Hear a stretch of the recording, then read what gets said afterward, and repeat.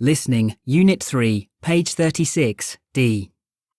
You will hear an interview with the scientist who studies sharks. For each question, fill in the missing information in the numbered space. Welcome to Wildlife Watch. I'm Suzanne Cook, and on today's programme we're talking about sharks. With me in the studio is Claire Pearson, who is a marine biologist. Thanks for coming in, Claire.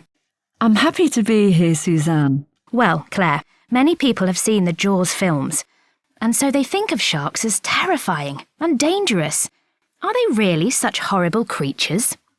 Well, not really. Shark attacks on humans get a lot of publicity, but are in fact not very common.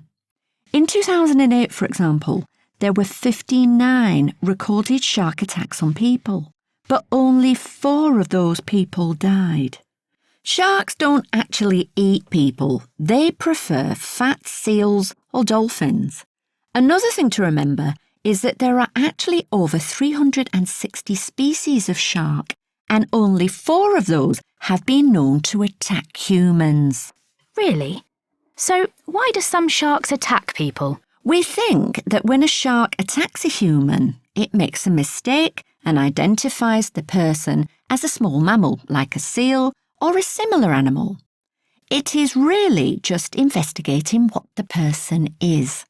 We think that sharks are interested in finding out information about objects in the sea, and as they don't have hands, they do this by biting the object with very sharp teeth. In most cases, sharks take one bite of a human and then swim away because they aren't interested in them. That's why most human victims of shark attacks survive. Right. So why don't sharks eat humans when they've attacked them? Probably because humans have got too many bones and not enough fat. Well, you've been researching shark numbers for 20 years, Claire. Are all species of shark in danger of disappearing?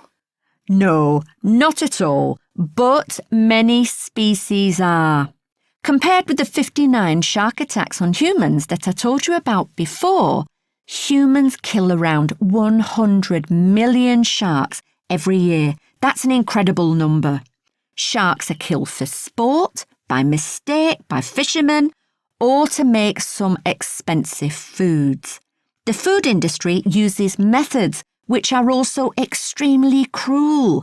This means that many species are now in danger of extinction. That's very sad news. Let's hope things will change and shark populations will recover soon. Yes, let's hope so.